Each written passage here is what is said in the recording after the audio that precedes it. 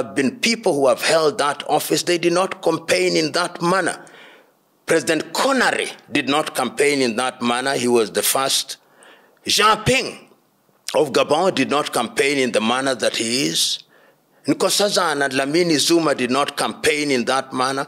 Mohamed Faki did not campaign in that manner.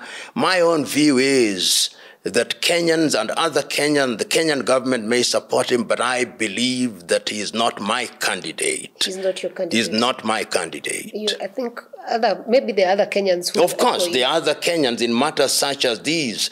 There are others, those who support you and others who don't support you, but I've given my reasons, and one does not need to agree with me. And I hold the view that if President Trump can come out firmly and resolutely, then it can stop. Whether it will be in 24 hours or not, a number of things have happened. There'll be issues of territorial occupation. It is not going to be easy, but that is the right rhetoric. It is the right attitude, and I pray and hope that that is what is going to be allowed to happen so that we can begin to think differently. And I hope that NATO is going to persuade Ukraine not to insist on joining NATO, as it were.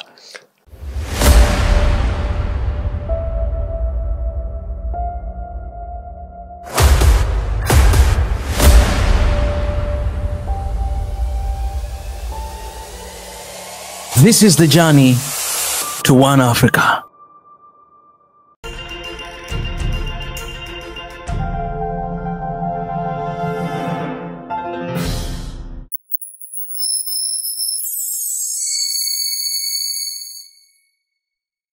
Hi, and welcome to Fanya Mambo Africa, another very, very interesting episode. One, because I'm sitting with a man I have admired so much because of how he runs his life and the way of thinking.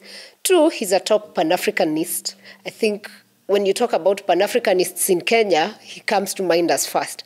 Three, he's such a good orator and, of course, a debater that everyone wants to hang around for various reasons, yeah?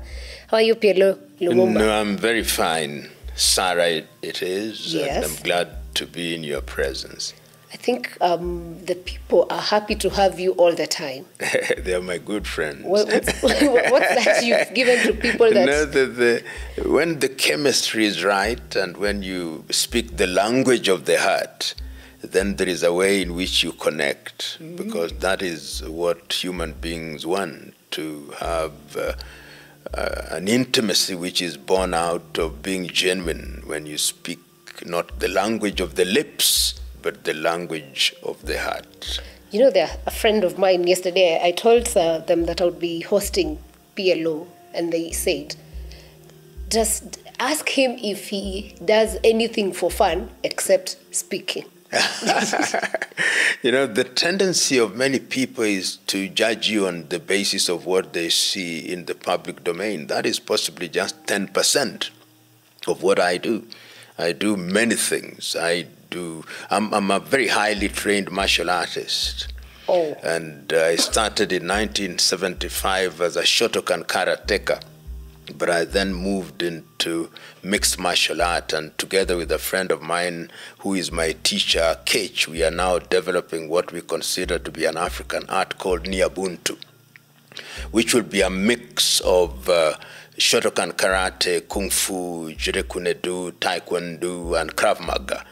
And the whole idea is that you develop this art. And whenever I talk about martial art, Bruce Lee, whose philosophy I admire in his jireku-no-do, is the art of fighting without fighting.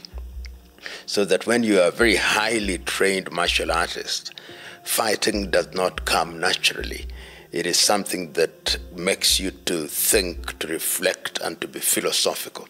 But still, if we are attacked, you would be our security now. Not if they have guns and machetes. Okay. Yeah. Interesting. Yeah. Maybe for relaxing, what else do you do?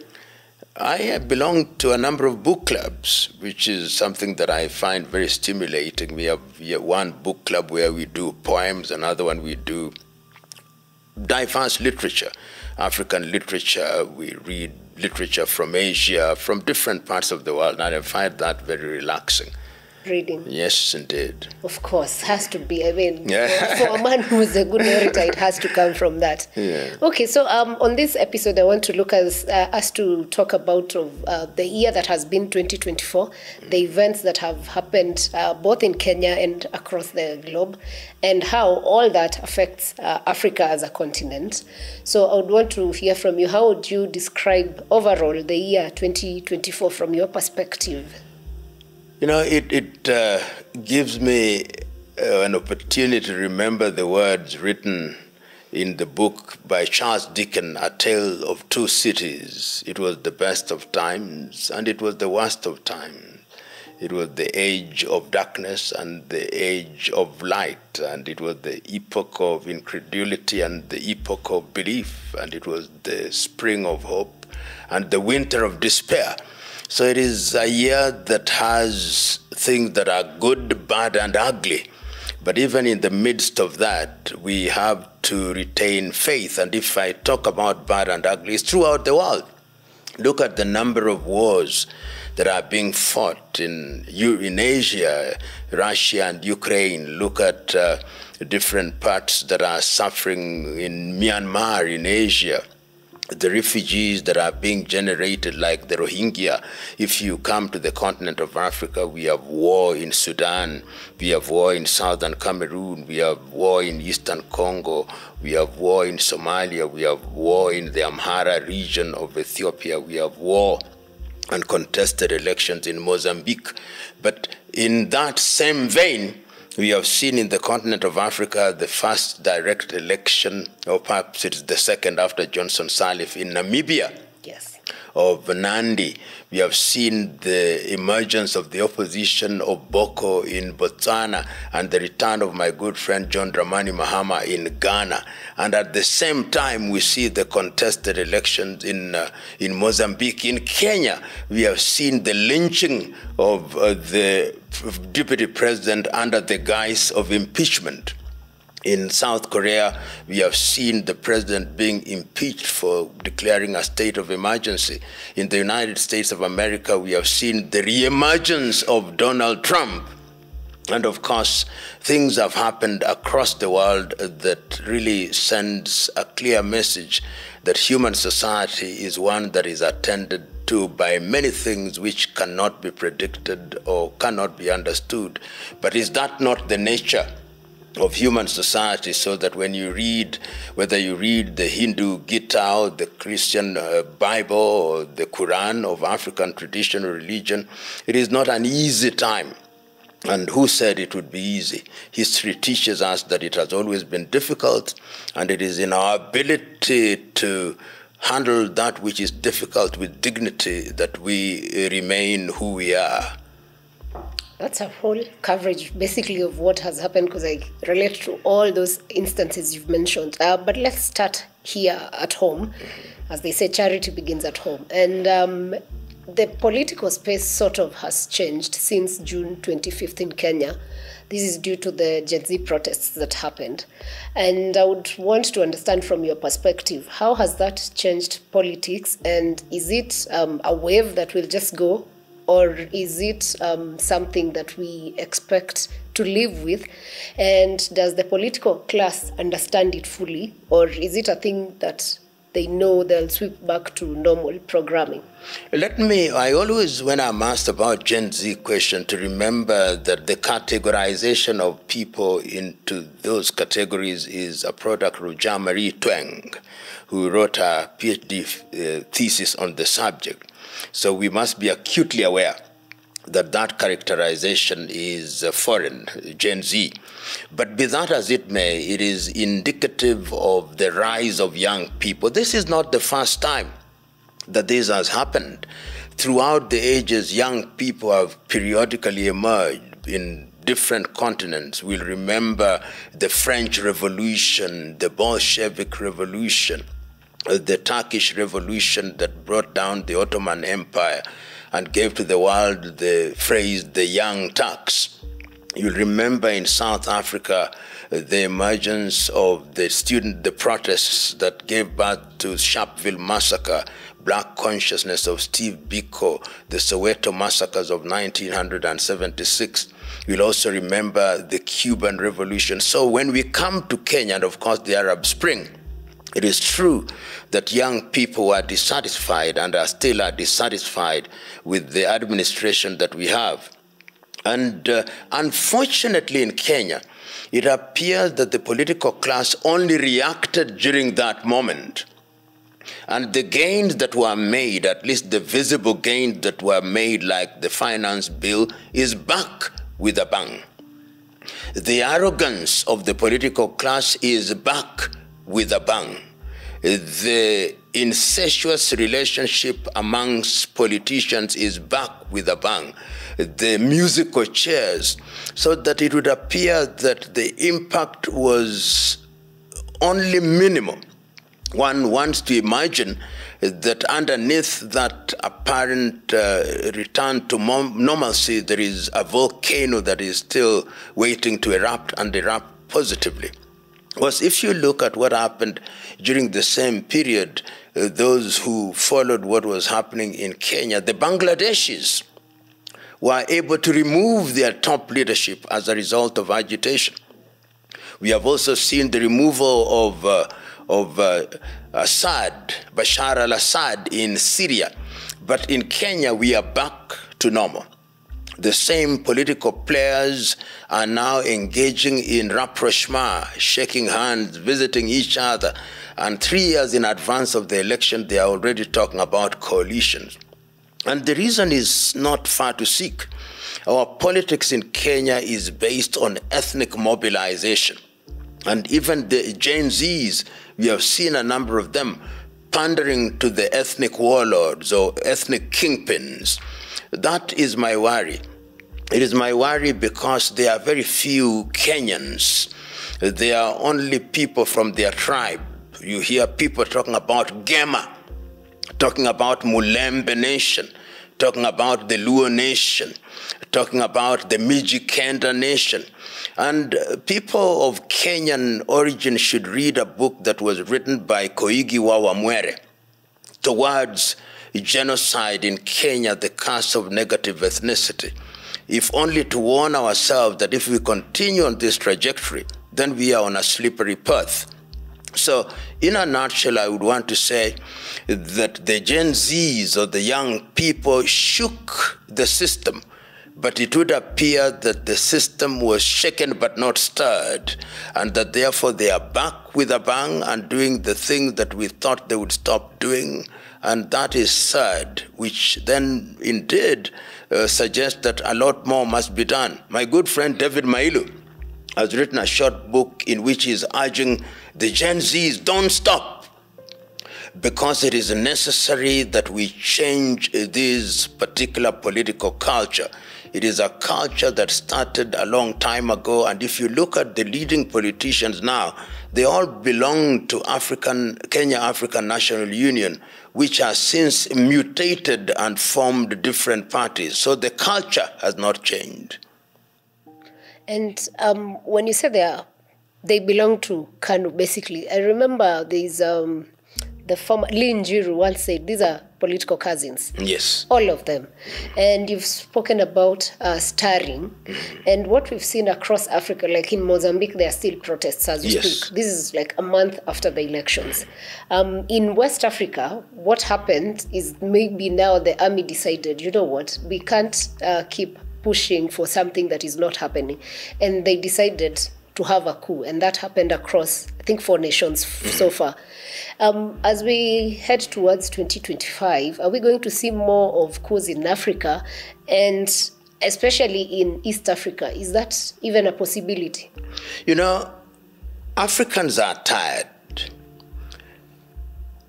Africans are tired because they are being led by individuals or groups of individuals who do not have their interests at heart. They are engaged in activities that are inimical to the general interest of the people. The levels of theft and greed and wastage are high. And elections only give them the possibility of gaining a veneer of legitimacy. it used to be the case that coup d'etats were the ways in which this was happening, particularly in the 1960s. Then there was a lull. After the coup d'etat, then we had the guerrilla movements, as we saw in Uganda in 1986. Rwanda, of course, is unique in 1994. In Ethiopia, when Meles Zenawi removed the Deg regime, we also saw the War of Independence that brought about South Sudan in the year 2011. But right now, particularly in the Sahel, we have seen coup d'etat in Burkina Faso, coup d'etat in Niger, coup d'etat in Mali, coup d'etat in Guinea, coup d'etat in Gabon. And all these is because the people became helpless and surrendered to manipulative politicians who are capable of winning, as it were, through the ballot to the detriment of the people. In East Africa, it is not as easy as that. And I think the reason why in East Africa it has been very difficult is because of ethnicity. Your typical East African nation, and I'm saying in this regard, and I must mention the countries, Tanzania, in my view, is immune, because I think they have a firm foundation. The founding father, Julius Kambarage Nyerere, founded a party, TANU, and then in 1977 they merged with Afro-Shirazi of Sheikh Abeid Karume and created CCM, which is present in the hearts and minds of Tanzania, and ethnicity does not play a critical role in that country. So Tanzania is safe. Kenya, on the other hand, is a totally different kettle of fish. From 1963, our basis of political mobilization has been ethnicity, so that individuals may belong to different political parties, but when the politics and the elections are about, they form these coalitions. And you've seen certain politicians actually in the last 20 years have belonged or been members of at least 13 political formations. And none of them ever participates in any election under the same party. And people are then mobilized from an ethnic standpoint. And so that there is no ideological wedding between the people and ideas, even in the armed forces, where recruitment is also fundamentally based on ethnic distribution. So it's very difficult, in my view, to have an unconstitutional change of power in the manner that we have had in the Sahelian region. But if there was a revolution that would come from the people, that is a possibility. And those who think that the obituary of the protests brought about by the Gen Zs can now be written are wrong. Because when I travel across Kenya and walk to people, people are angry. They are angry because they see the opulence of the political leadership, the arrogance of the political leadership. Meanwhile, they can't pay school fees. Meanwhile, they can't feed themselves. Meanwhile, professionals cannot be paid salaries.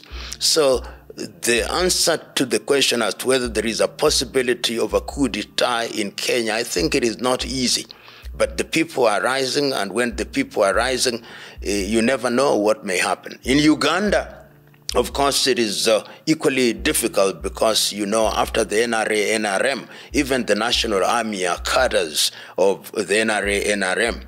And of course, in the Democratic Republic of Congo, the country is confused, and the eastern part of it is inhabited and infested with guerrilla groups. Some say about 120 of such groups and counting. South Sudan, of course, has its problems, and as we talk, is the only country in the world that has 5 vice presidents, and they are going through negotiations in Nairobi, Kenya.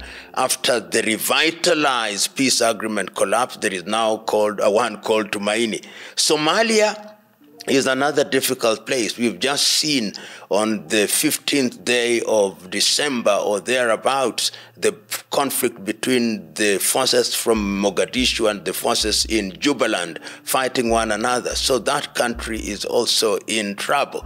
So we see an East African region. Of course, Rwanda is very firmly tied under the administration of President Kagame. Burundi is a difficult country, still a very recluse in the manner in which it conducts our affairs. But one is beginning to see agitation because we have a young population, a population that really wants things to be done and done quickly, and they are getting dissatisfied. And history teaches us that there is no regime that can be immune from a people's uprising. So those in political leadership had better smell the coffee. And they better do it sooner than later. Indeed. And that uprising that we've seen in the Sahel region has led to now these juntas sending away the West, the France, the Americans. They've been sent away. What's the impact of that across Africa? And is that the new independence that will help us do away with the neo-colonialism? Or is it again another chance just to have people in power, then put another status quo? And I love what is happening in the Sahel. In fact, from where I sit, it is a revolution. It is a revolution that came about because those who are in positions of leadership were lackeys of the French administration, are colonizing power that has never wanted to leave. And the message that they have sent is as clear as it is eloquent, that we are not going to allow our countries to be exploited. You are not going to take our uranium, you are not going to take our oil, you are not going to take our cobalt, you are not going to take our rare earth. We are going to mine it and enter into friendships that are symbiotic and that are going to help us use our resources for our people's benefit. It is a good thing. And one only hopes that it will be built upon. The tragedy, of course, is that the French and the powers that were thrown out are doing everything in their power, covertly and overtly, in order to undermine these administrations, including saber-rattling diplomacy, which we have seen with the docking of a French warship off the coast of La Côte d'Ivoire. And you've seen that ECOWAS itself is also being used, and they have said that they will not collaborate or cooperate with the Sahelian states. And as at the 16th day of December 2024, having received notification of the Sahelian countries that they want to leave, I think they are leaving and forming their own regional bloc. But to their credit, they have said that citizens of ECOWAS, to mean other countries that are not in the Sahel, will enjoy certain rights. In other words, they are saying, we want an Africa that unites, but unites in the spirit that was anticipated by the founding fathers, such as the Osagie for Kwame Nkrumah, Ahmed Ben Bella, and Gamal Abdel Nasser, and of course, individuals such as Mwalimu Nyerere and later Thomas Isidore Sankara. And it's amazing to see these developments that are happening there. And with the dissatisfaction also, and just looking at the democratic space, we are seeing elections. You've just mentioned the new president of Namibia. And that makes her now the second woman president in Africa. Having her elected. Remember, there is Samia Suluhu Hassan. Yes, Samia. Who ascended by dint of an act of God that took Joseph Magufuli out of this earth. Yeah, and I'm not, by there, it's good to hear what you will have to say about her leadership in the period that she's been, and now that Tanzania is going to an election soon. So my question is, on this women leadership, is there anything out of this world that these two countries are experiencing? Or is it another exciting thing because, well, it was a woman, we were happy, and then? You know, I'm not one who wants to genderize leadership. But it's true that women have been excluded from the political space over the years, and that we are beginning to see strong women emerging and the electorate responding to them in a positive way. We have the story of Johnson Sirleaf in Liberia, and let us remember that Johnson Sirleaf was active against the administration of Charles Taylor, and that it is on the basis of her credentials that she was elected. Nandi is a stalwart and a veteran of the struggle. Nandi in Namibia was fighting along people like like Kandimba, Haman Toivo, and Sam Nujoma under SWAPO. So this is a logical progression. And the Namibians are sending the message that we are looking at the quality of this individual and we are voting them on that basis. So I do not want us to emphasize the fact that she's a woman. I think potentially her history tells us that she's likely to be a good leader. But remember that history has also taught us that potential itself is not sufficient, and I hope that she'll live up to the billing and demonstrate to the world that indeed it doesn't matter whether you are man or woman. If you have the necessary credentials and the support of the people, then you will deliver. I wish her well. Yeah, we wish her the very best. Coming back maybe home and across Africa, the church has played a significant role across all generations. In Kenya in particular, we remember the days of Bishop Muge, when Cardinal Njue was a bishop, he was very active, Timothy Njoya, and now we have a generation that has happened where they just went mum. And now, after all these happenings that have happened across Kenya, the Catholic Church, the ACK Church, I think NCCK have woken up and said, now we have to call out this administration for all the ills they've committed. Congo, we saw how the Catholic bishops influenced how politics is done. What do we look forward to the church, and has the president managed to divide, because now he's meeting evangelicals in State House and yet they're not giving feedback of what they discussed, and that is not making the citizens happy. Yeah, it's true that in Kenya and indeed across Africa, the church, and I want us to make a clear distinction. When we talk about the church, we are not just talking about the clergy.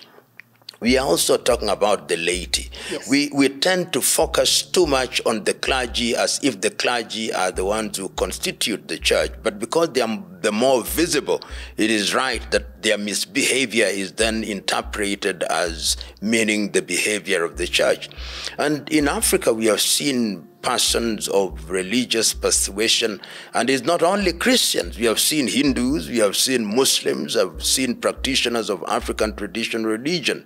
And in South Africa, for example, we'll remember the activities of Desmond Tutu, the activities of Alan Busak, and these were individuals who are heavily involved in politics. In Zimbabwe, individuals such as Ndambaningi Sithole were high-ranking party officials while at the same time serving as church leaders. And in Kenya, to be specific, particularly during the presidency of Daniel Moi, when we were under a single-party dictatorship, church leaders were very vocal. They played a critical role in the constitution-making process. And the late Bishop Okulu actually did write a book, Church and Politics, in which he was telling the political leadership that line can never be drawn, because the political leaders were quick to say that clergy should not involve themselves in politics. But what is politics other than the organization of human affairs for the general benefit of the same humans who are voters and also churchgoers and also mosque attendees and temple attendees and also traditional worshippers? So what happened at a certain stage, particularly after we made and gave unto ourselves the 2010 Constitution? The assumption on the part of Kenyans was that this constitution would then enable us to realize certain goals which could not be realized during the single-party state. But we have realized, to our surprise, that the political class is capable of circumnavigating the constitution, abusing that constitution, and buying or recruiting the opposition, the government in power, recruiting the opposition leaders in their ranks, and therefore neutering the entire process in parliament. They capture parliament, capture critical institutions, and the only institutions that are then left to agitate are those outside of formal government. And it gladdened my heart when I saw the Catholic Church doing what they used to do during the days of Maurice Cardinal Otunga, and of course my good friend Njue, and I saw my friend Muheria and his Anyolo and the others coming out and making a clear statement that will not allow the pulpit to be used for reasons other than the worship of God. And I saw immediately the Anglican Church also coming out strongly. And I saw the Presbyterian Church coming out strongly, and the NCCK coming out strongly. But yet, the government, in an attempt to divide the body of the church, are now engaging churches, which I consider to be fringe churches, in the Pentecostal evangelical movement. We do not know what they discuss when they go there, but I'm normally very scared when I see men and women in cloth, in the dog's collar, emerging out of a palace or the state house, and we are not told what discussion they engage in. And it is quite possible that these individuals could be recruited as fifth columnists with the idea of saying that really the church is divided. But as we talk about the church, we should also remember that they are the Muslims and the Hindus. And in the run-up to the making of the Constitution in 2001, 2002, under the initiative called the Ufungamano Initiative, all these shades of religions and denomination and faiths came together and participated in the process in a very intimate way. And it is important that they remain vigilant, because democracy or good governance not only requires but demands that the populace is vigilant.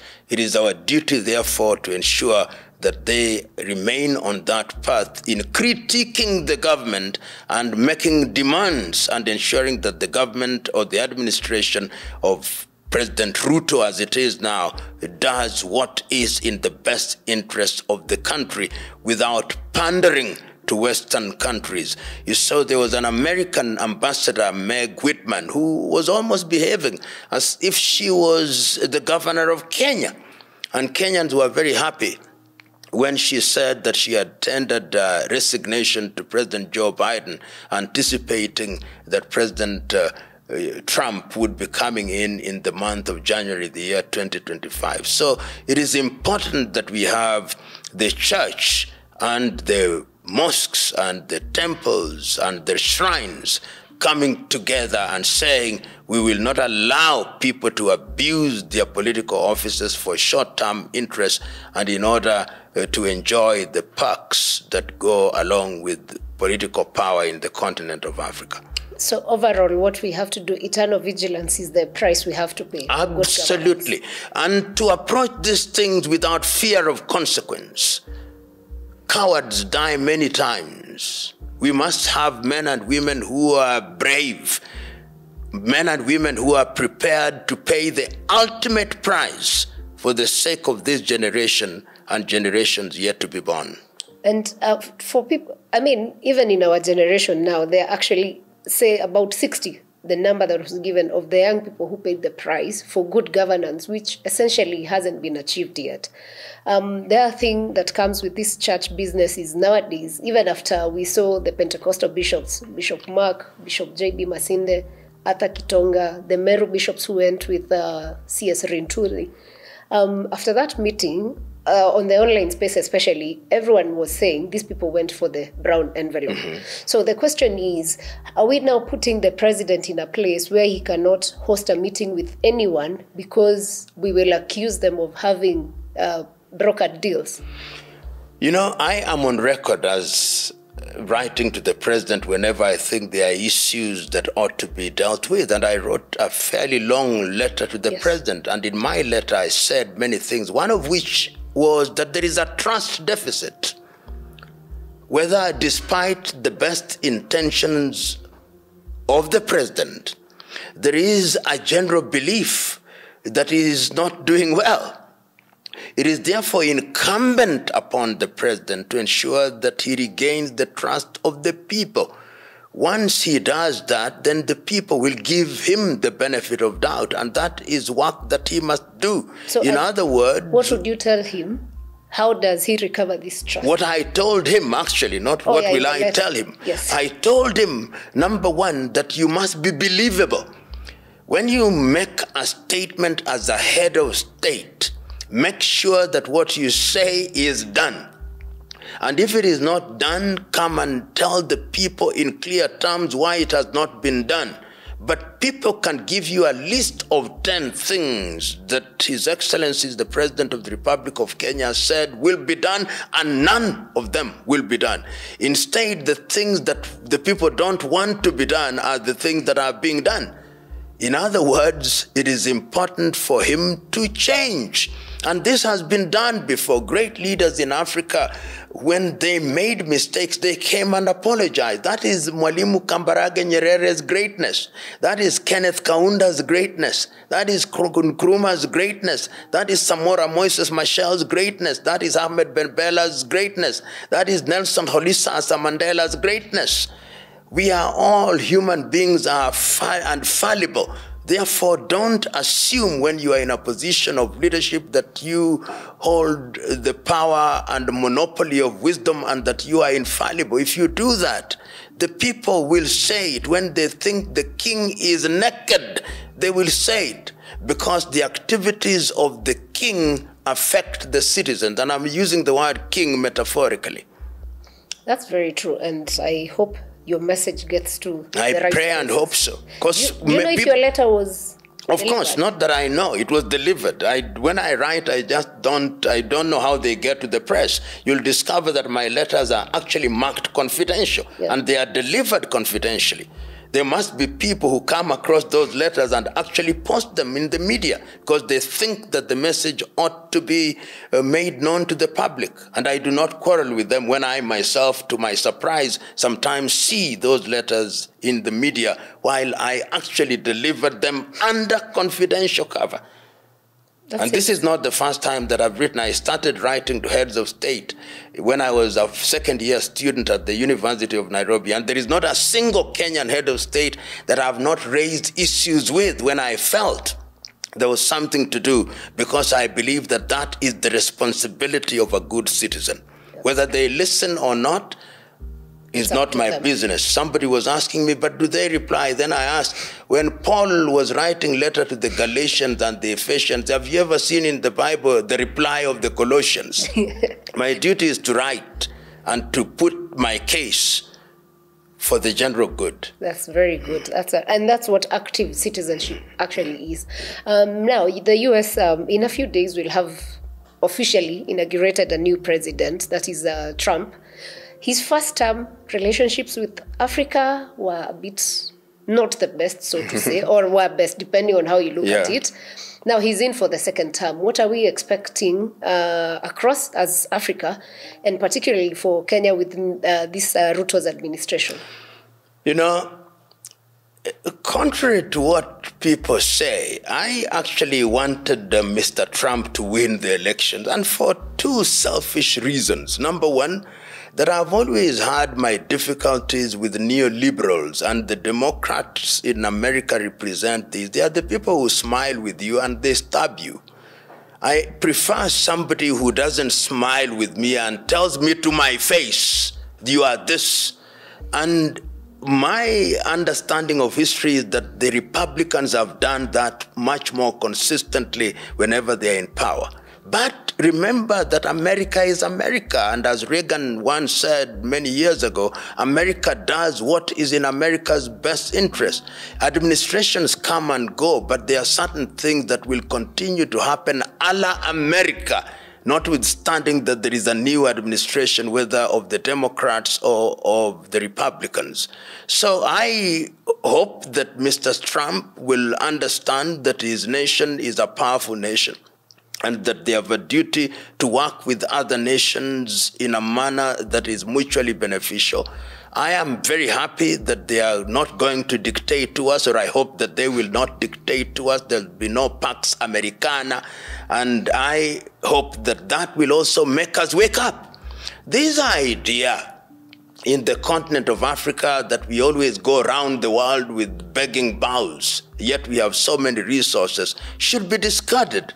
And I want an American president who is going to tell us, you people take charge of your affairs. And I hope that this administration in its second term is going to do exactly that. Remember that the administration of Joe Biden somehow almost immediately from a geostrategic and geopolitical standpoint identified Kenya and adopted her president as the blue-eyed boy. And you know that they even made Kenya a non-member NATO ally, a completely unprocedural act. When you are entering into such an arrangement, Parliament ought to be involved. Because when you become a non-member NATO ally, then you are saying that we are a target in the event of war with China or Russia or other people. So it's something that ought not to have happened, and I hope that we are going to revise it. And in any event, within the context of the East African community and within the context of the non-aligned movement, we ought not to have such relationship with the United States of America or any other country.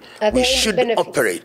I'm quite certain that America will occasionally give you retired military equipment, which is retired and repainted from different war theaters such as Afghanistan, Syria, or Jordan, and then they give them to you as new, and you celebrate, and you say, we now have this equipment. And then, of course, what happens is that then you begin to buy spare parts. They are given for free, but by the time you buy spare parts in the second year, you have paid for a brand new one. We must wake up. And in this awakening, what do we expect of now Kenya-US relations? I hold the view that the relationship must remain good. There is no reason why we should be quarreling with the United States of America. What we don't want and what we must not allow is for us to be dealt with as if we are little boys and little girls to do the bidding of the United States of America. We may be small, but we must be proud. The pride that the mosquito shows when it meets the elephant and frustrates the elephant, that is the kind of pride that I want. And maybe part of adopting this pride is now I think a few months ago, the president said Kenya may join in BRICS soon. The summit happened in October, and of course we know if you're in BRICS, you cannot be an American friend. So are we going to join BRICS or not? If we do, what does that mean for our relations with these other nations? And considering sometimes earlier in the year, the president had called out, taken a stand on the Russia-Ukraine war, saying that Russia was the aggressor in this case. You know, we have a very confused foreign policy. And this is something that has happened in Kenya, that our foreign policy has always lacked clarity. During the apartheid regime in South Africa, we behaved as if we were supporting apartheid. Yep. We were not clear. Tanzania was clear, Zambia was clear, but we were not clear. We must not be lukewarm, and we must not be people who are manipulated. So we are either in BRICS or we still want to be manipulated by the IMF and the World Bank.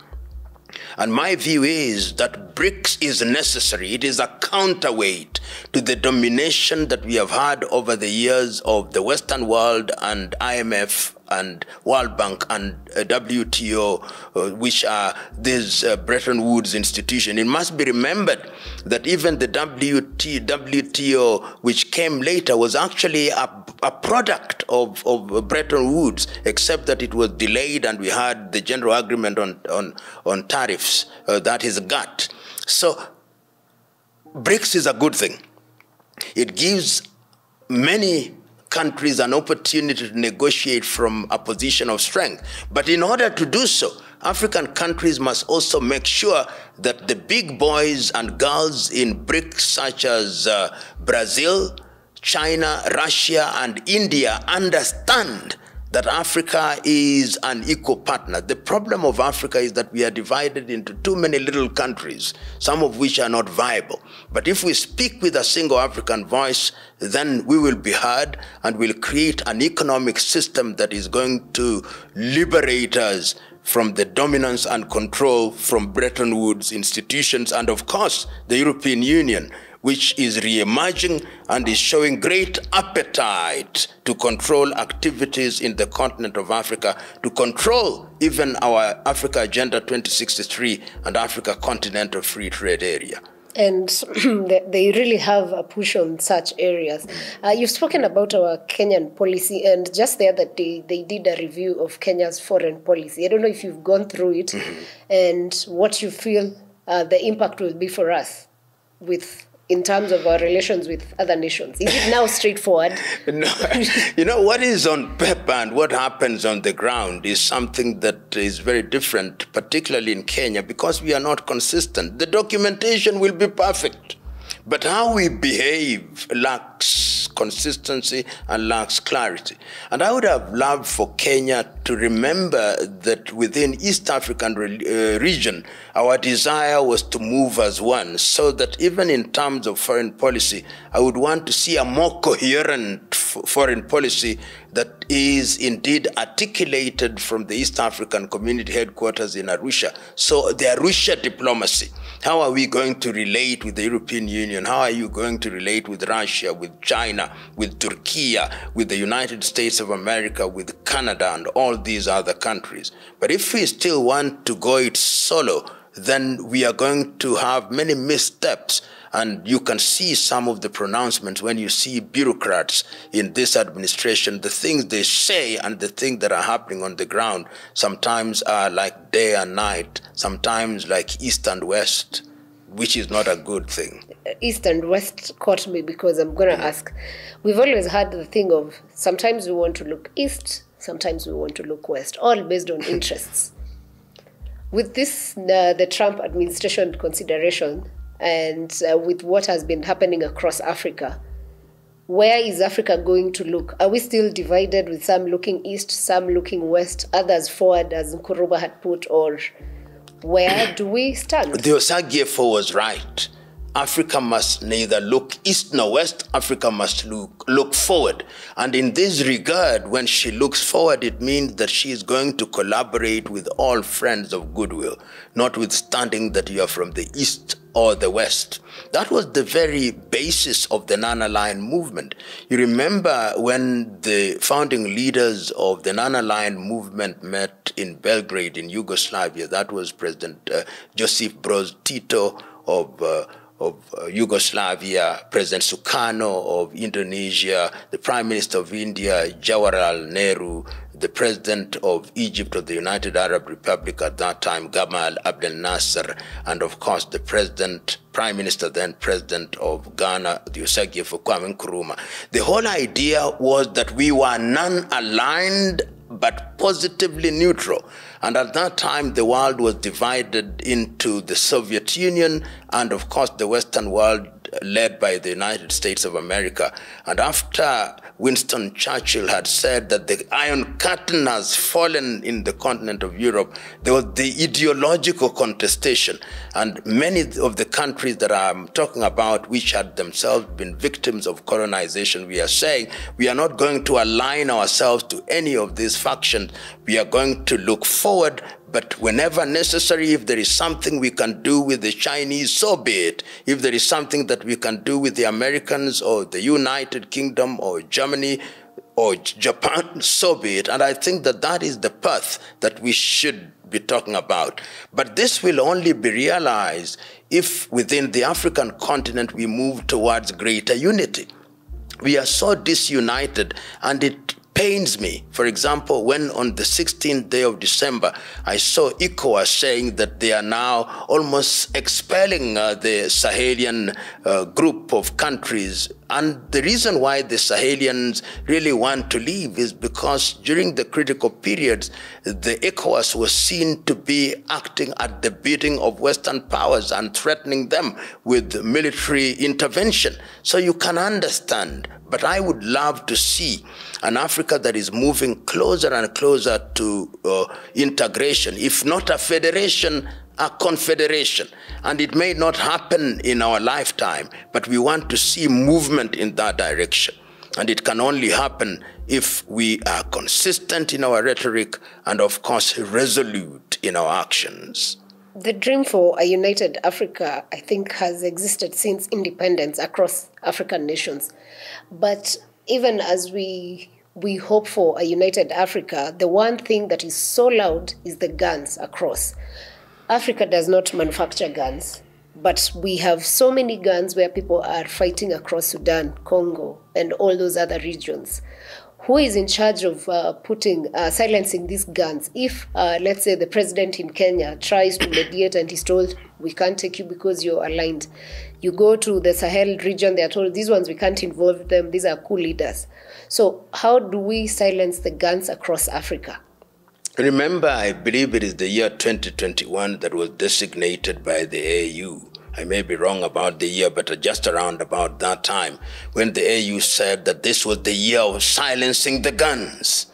But it is during that year that guns were now blazing. It is as if they were defying what had been made. That's when we saw Central African Republic go. That is when we saw the escalation of conflict in Libya, the insurgencies in the Sahel, in Burkina, in Niger, in Mali, in Chad, in southern Cameroon.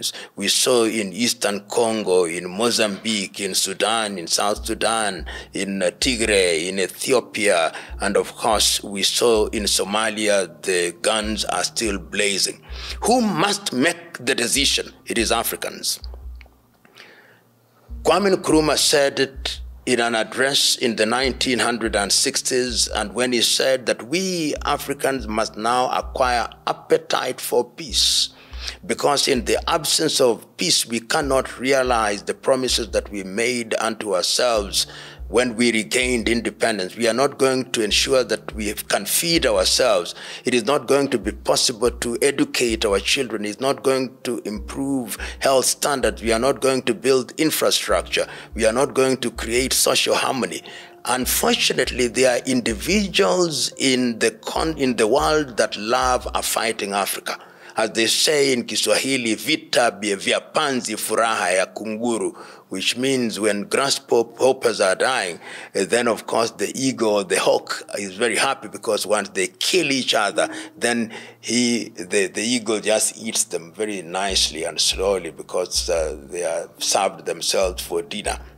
So my view is, and I thought one would have thought that the African Union would do something about it, but the African Union is lethargic, is comatose, is completely pathetic, with the consequence that if you look at the wars that are being fought in Africa, they are being mediated outside. The mediation that is going on as regards the Sudanese, they rejected IGAD, because they thought they would be partisan. Where are they mediating it? In Jeddah, in Saudi Arabia.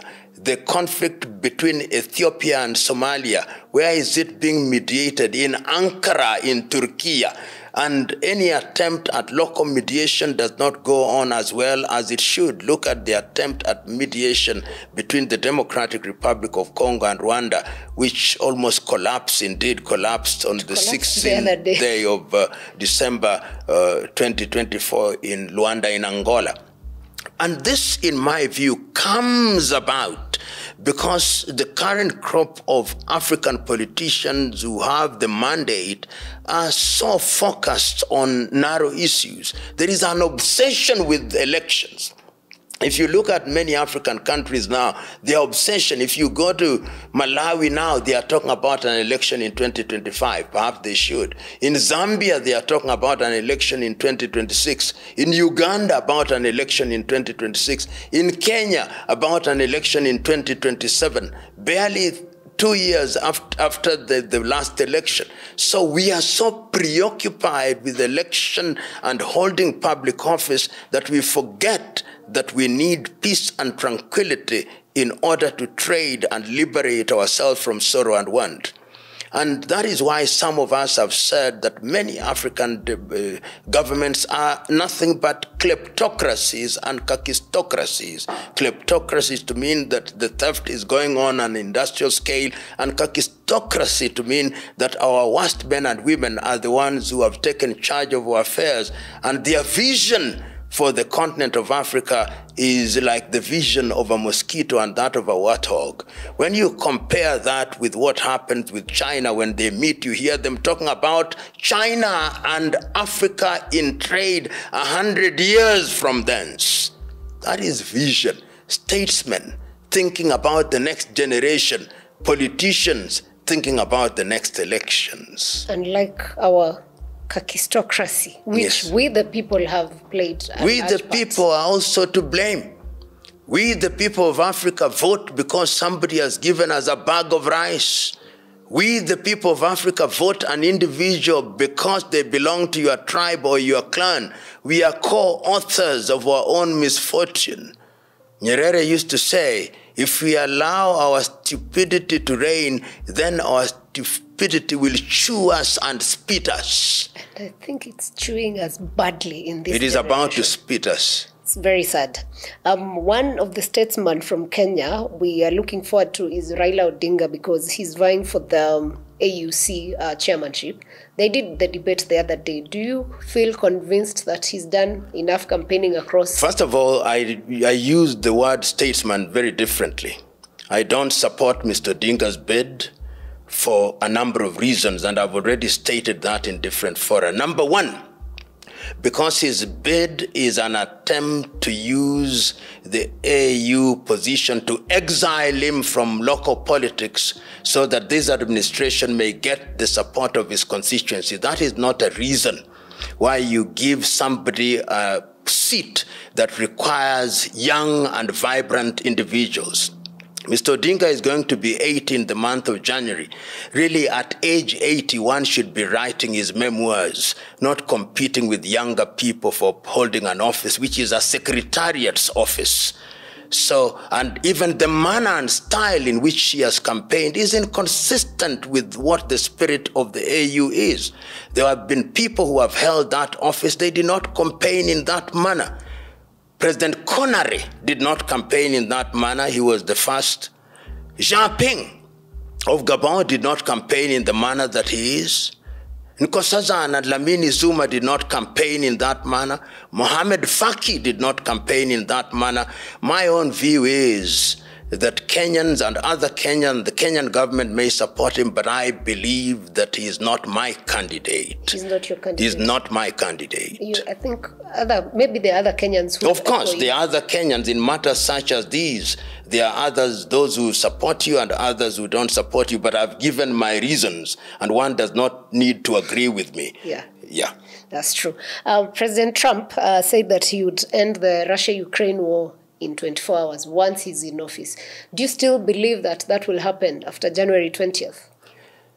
I believe that those are good intentions. I believe that that war should come to an end. I believe there is a war which is visiting pain on both sides of the divide. But let us also understand the context of this war. The NATO alliance gave an assurance to the Russians in 1990 that they would not allow an eastward expansion of NATO to the east.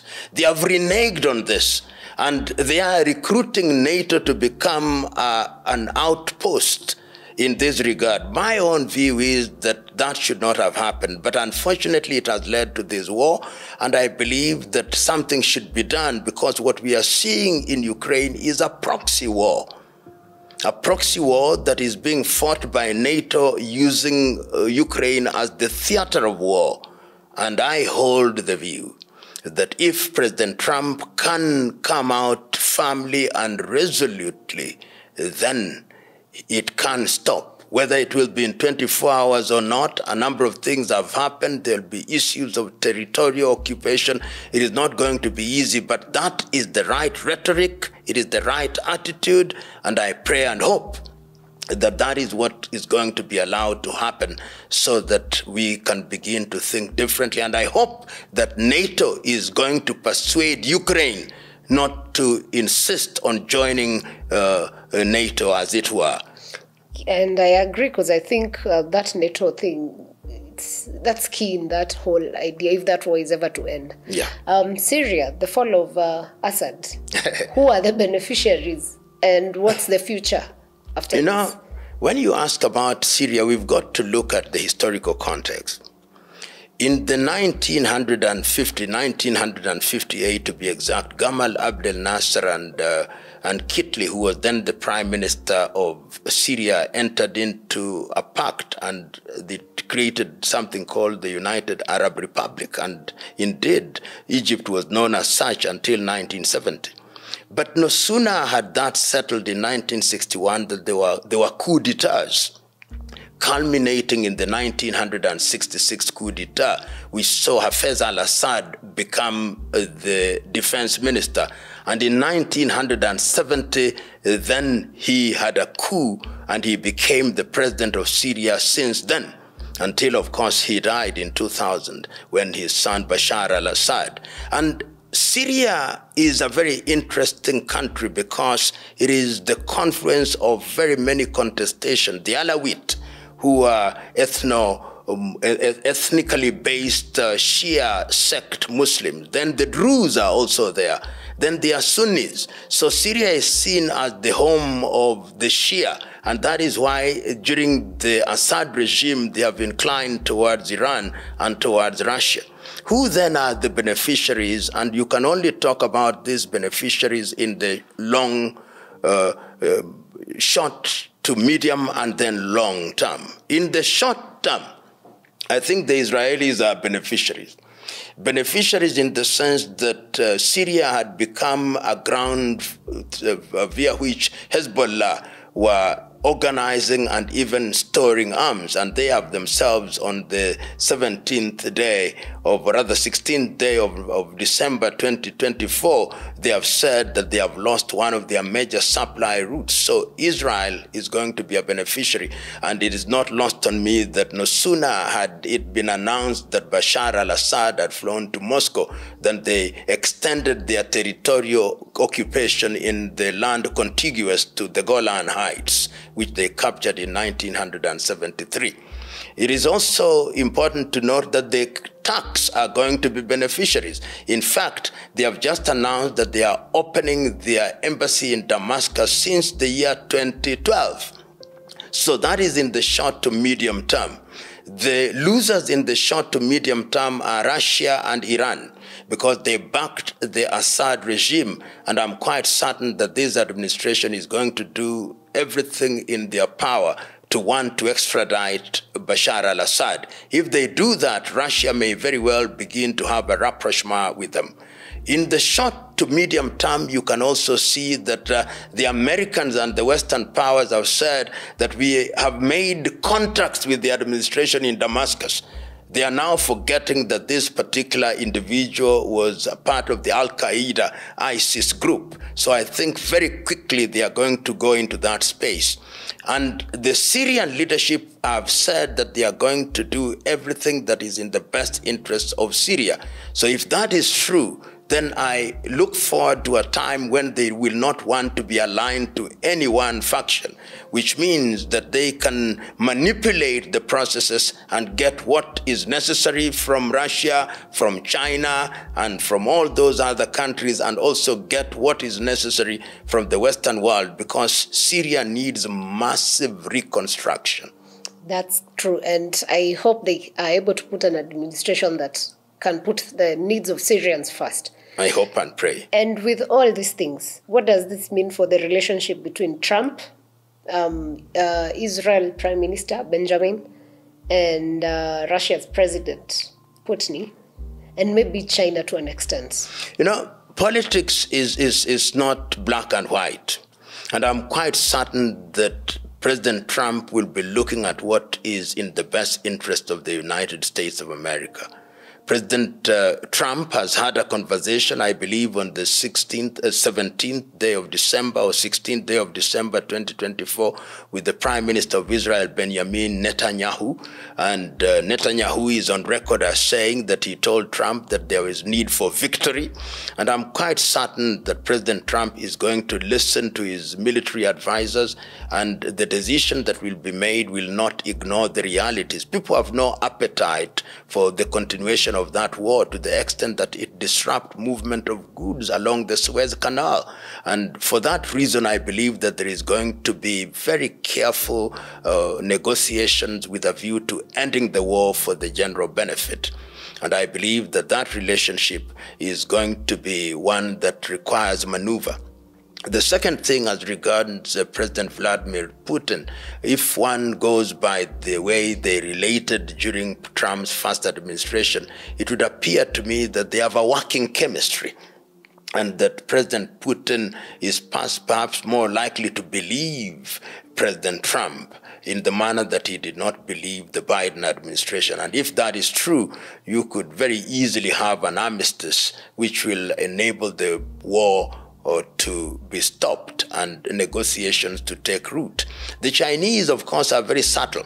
Subtle in the sense that they are doing things that don't appear very threatening. They are engaging in what I call soft power, and they don't threaten you. They move stealthily. They move in a subterranean fashion. And I believe that you are going to see them in these spaces quite frequently and quite effectively. I tend to think they know they have the power, just that if need be, we shall come out. You know, if you are a student of literature, you must have read William Shakespeare's play, Measure for Measure, in which he says, it is good to have the powers of a giant, but it is tyrannous to use it like a giant. I think the Chinese know they have the power of a giant, and they don't use it as a giant. The Chinese know that they have fists of steel, but before they use them, they wear velvet gloves. And that is why you see them very present in different parts of the world. True. Interesting perspective. Back home, we've seen current president, visiting the former president, Uhuru Kenyatta. And word has it that Uhuru Kenyatta was invited to State House, and he said it's not going to happen. He was invited next to his house on State House Road. He said no. And the demand was, you must come to Gatundu if you want to see me. Immediately after that, we saw not the ambassador, the guy in charge at the embassy of US visiting also in Gatundu. What's this Gatundu politics that has become very key? Well, you are inviting me to swim in the ocean of speculation. I will swim, but I'll swim carefully. Yeah. One of the things that we must recognize is that President Ruto was President Uhuru's deputy president, and therefore they have a relationship. Remember also that President Ruto is going through a very weak phase, and that weak phase has seen him wear the crutches that were provided unto him by Mr. Odinga's political party. And those crutches may very well break. So he's trying to ensure that if one set of crutches breaks, there is yet another set of crutches. He's trying to swim on both sides of the ocean, both sides of the pool, the deep and the shallow end. And my view is that this is the game that is being played. And remember, all these politicians have always worked together. And it doesn't surprise me that they can move from one place to the other. Is smokes and mirrors, and the Kenyan populace is then confused. In my view, there is nothing confusing. They are angling to retain their political position, their political clash, and they are already looking to the elections in 2027, and they are threatened by the fact that if there is a credible opposition which is properly organized, then they don't have a fighting chance. This is a grouping of individuals who want to retain power and the accompanying material wealth, whether they meet in Gatundu or meet in Nairobi or Mombasa in Dubai, does not matter. It is their intention that should concern us, and it is our duty to ensure that we unmask them and protect Kenya from any machinations which may be anti-Kenya. That's totally agree. It's just cannibals who want to loot more of what we have. But what I wanted to find out is, how was it a coincidence that immediately the president left, the following day it was the embassy of US? Yeah, but the embassy of the Western embassies do that quite often. They are simply recognizing that to speak what I call Kenyanese politics, that the former deputy president is very busy trying to work that part of the world, the Mount Kenya. And I believe that former President Kenyatta is being approached as a possible counterweight to the onslaught of the Rigathi Gachagua faction, which is emerging and emerging strongly. And the Americans also want to ensure that they are not left out of the party. So they are trying to persuade, in my view, or to ensure that they keep these individuals on a short leash with a view to ensuring that the geostrategic interests of the United States of America are not threatened in any way. Remember that President Ruto was a bosom friend of the former or departing Ambassador Meg Whitman, and they fear that that may not augur well if we have a new administration which thinks differently. So this is political games and musical chairs. This is not the first time that they are being played. We had Smith Hempston here. We had Aurelia Brazil here. We've had this, and we've seen these kind of games. Why is Mount Kenya so important in the political space in Kenya? Critical. We're in a country where people vote on the basis of ethnicity. The demographics are very important. If the demographics favor them, if they put their votes in your basket, then you are doing very well. That is assuming that the young people in Mount Kenya have not been sufficiently liberated and will not be persuaded by these ethnic entreaties and will vote on the basis of what is in the best interest of Kenya. You led the Ethics and Anti-Corruption Commission at some point, and corruption still to this day is something that you are not able to kill, and even the people who've come after, including the current Bishop Oginde, has not managed. What is not happening with this organization that they are not able to end this? I love being asked questions because it's a most unreasonable question. There is no way that anybody created by any organization can kill corruption. Corruption is a personal inclination. It's like sin. You would possibly have asked that question, why are there so many churches and mosques and temples and people are still sinning? Because corruption is a sin. How many churches do we have and how many people are still sinning? Kenyans must make a resolve that they are not going to pay bribes when they are getting the IDs. They must make a resolve that they are not going to pay bribes to policemen when they are arrested. They must make a resolve that they are not going to pay bribes to obtain degrees. They are not going to pay bribes to do all the evil things or to achieve the evil things. There is nobody, even if you sent an army of angels to come to the world to head the Ethics and Anti-Corruption Commission. Never ever blame the Ethics and Anti-Corruption Commission. A body of no more than 200 in a population of 50 million, how can they kill corruption? It is you who must change. It is Kenyans who must change. In very difficult circumstances, bodies are trying to do the best. And people forget the mandate of the Ethics and Anti-Corruption Commission are three. It has three mandates. 1, prevention. 2, education. And very lastly, the visible one is what you see, prosecution. And we have seen it doesn't work. Look at the people who are in government now. They are some of the most corrupt individuals. And when they come out, they say the Ethics and Anti-Corruption Commission is not working. So Kenyans must change this rhetoric about blaming the Ethics and Anti-Corruption Commission. It is you to change. How is the Anti-Corruption Commission going to catch you when you are paying $1 million for tenders? Where? Even if we had a policeman for every individual. And remember, corruption is theft. And there is in the 10 commandments, a commandment says, thou shalt not steal. Obey that commandment. And stop blaming the wrong organization. That organization is only doing what it is capable of doing. In countries where people obey the law, it doesn't happen. Look at the way we drive. Look at the way we disobey laws. Look at the way we do things. So, the day you tell me that the number of churches reduce sin, that is the day I'll allow you to blame the Ethics and Anti-Corruption Commission.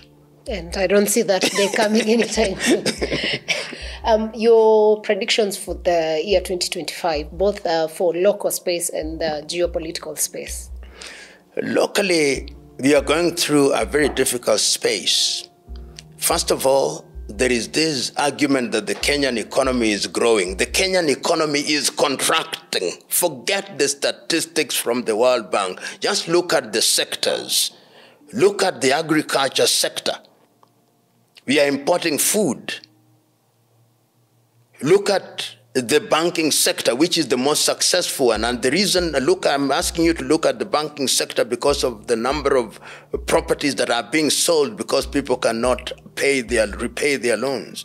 Look at the tourism sector, we are losing numbers. Look at the manufacturing sector, factories are becoming warehouses. Look at the number of redundancies. The economy is contracting. Therefore, we expect problems. Look at the cost of governance. We have 47 counties, and each of the governors of those counties think they are presidents and want to behave like president. Consumption without production. South Africa, which has a constitution similar to us, has only 9 provinces. We have 47 counties, 47 governors, 47 deputy governors, 47 speakers, 47 deputy speakers, 47 cabinets, 47 executive arm of those cabinets. Until the day that we rethink and relook at our governance, this thing is top-heavy and will collapse on its weight. Look at the accompanying corruption and the accompanying wastage. So, unless we change and begin to do things in the right way, I saw recently in a place in Rift Valley when there was a marathon and the political leaders came with helicopters. There were 13 helicopters parked there. When there is such wastage and opulence, it also tells you one thing. You are annoying the people. The people are becoming angrier and angrier. That is why you see doctors rioting or protesting. That is why you see lecturers protesting. That is why you see us telling people to go and engage in jobs in Qatar, in Saudi Arabia and other places, because our economy is not producing or generating enough jobs. But we can change it. If the political leaders were to sit back and say, let us reason together and let us begin to address agriculture. Let us begin to produce and produce good food. We'll stop importing maize. We'll stop importing onions. You know, the president yesterday said for the last 2 years, we've not imported maize. I don't know if it's factual. In my part of the world, which is the western part of the world, in Siaya, 50% of the goods in our shelves are from Uganda, including maize and cassava. So from what I know, we are surviving because we are getting food from other countries. You go to the border with Tanzania, see the amount of food that is coming into the country. So let us not make statements which are not supported by reality on the ground. Even milk, is it not that we have a spat with Uganda because later are trying to bring milk here? So we are in a bad space. And the faster we admit that we are in a bad space, the quicker we look for the solutions for our general benefit. I look forward to that. And that has to take the leadership. Immediately. Because my worry with 2025 is that we are already angling for elections in 2027, which means that if I'm an investor who wanted to come to Kenya, I'll suspend my investment decisions. Tanzania is going to an election in 2025, and typically Samia Suluhu Hassan and CSEM are going to win, and therefore people would prefer to go to Tanzania because they are going to have even enough power generation. The Julius Kambarage Nyerere Dam is going to inject into their system 2,000 megawatts. They are also getting gas-powered electricity from Mtwara, so they have more reliable, cheaper electricity. Our electricity is becoming more expensive. So from next year, if we are not careful, many investors will not be thinking about Kenya. We've got to cool the temperatures and begin to do what is right for the benefit of Kenya. The president said he was happy that Tanzania had overtaken us in terms of how we run business across the Jumuiya region. Was that a good thing or a bad thing? It is a good thing if we praise our neighbors, but I've always said that if East Africa wants to thrive in the manner contemplated under the treaty, we must do things as one. You imagine that we had marketed East Africa as one. We would then not be complaining about reduction of visitors from the Mara into the Serengeti. We can do that. You imagine that we merged all our loss-making airlines, Uganda Airline, Air Tanzania, and Kenya. We would have a mega airline which would complement Ethiopian Airline. You imagine that we had free movement of labor and we marketed some of these things, our minerals. We removed tariff and non-tariff barriers, and we were acting as one. I look forward to East African integration so that the strength of Tanzania is also useful to us and the strength of Kenya is useful to Tanzania. And let me tell you, in Africa, the country with some of the best human resource is Kenya. Kenya is amazing in terms of the quality of the men and women that she has. You go into the hospitality industry, you travel across Africa, travel across the world, you'll see Kenyans. Kenyans are hard workers. If we can leverage on that, then we can really change things in this region. That's true.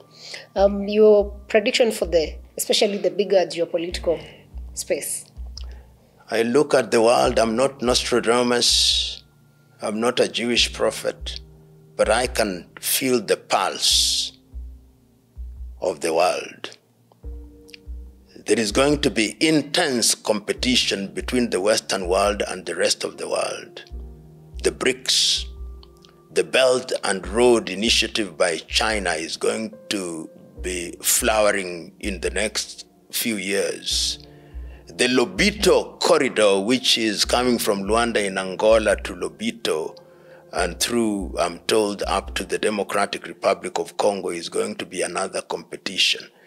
There's going to be a new scramble for Africa, for African resources.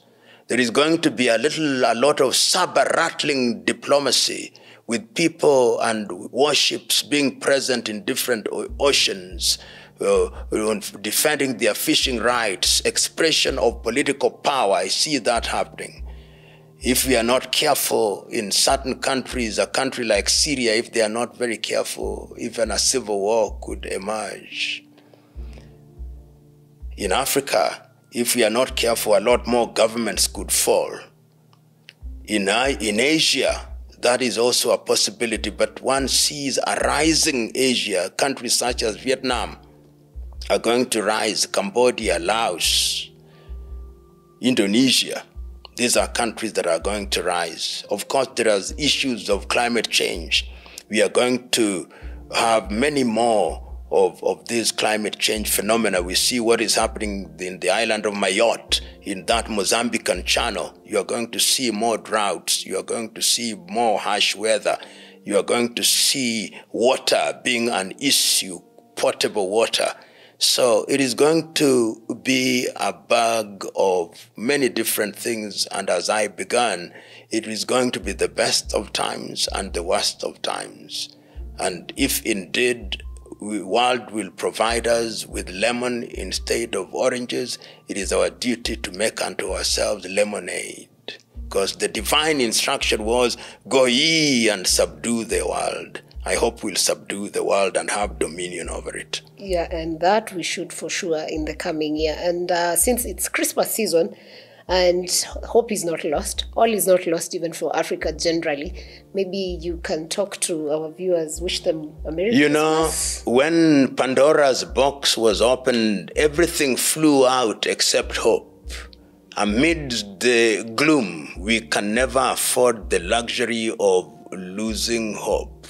We must fall and rise again. And I have no doubt in my mind that during this period when we are celebrating Christmas and the coming of the new year, we shall inspect our hearts and minds. And those of Kenyan extraction, let us exorcise the ghosts of greed. Let us exorcise the ghost of ethnicity. Let us recruit more Kenyans, because we have too many tribesmen and tribeswomen who are claiming to be Kenyans. To the rest of Africa and African leaders and peoples, this is the time for us to regain our self-confidence and move towards African unity, because it is only united that we can sit at the dinner table of human civilization and have symbiotic relationship with the rest of the world. It can be done, it must be done, because if it is not done, then we will be done ourselves. And we will not allow ourselves to be done. So we must do something, and that's why we say right here, Fanya Mambo Africa. That is, do something, Africa. Do not fail to do a thing, because if you fail, then you do not have a choice of another world. This is what we have. So thank you so much for being with us on Africa, on Fanya Mambo Africa this year. We hope to see you in the next year. So have a Merry Christmas, Happy New Year, and see you then on the next episodes.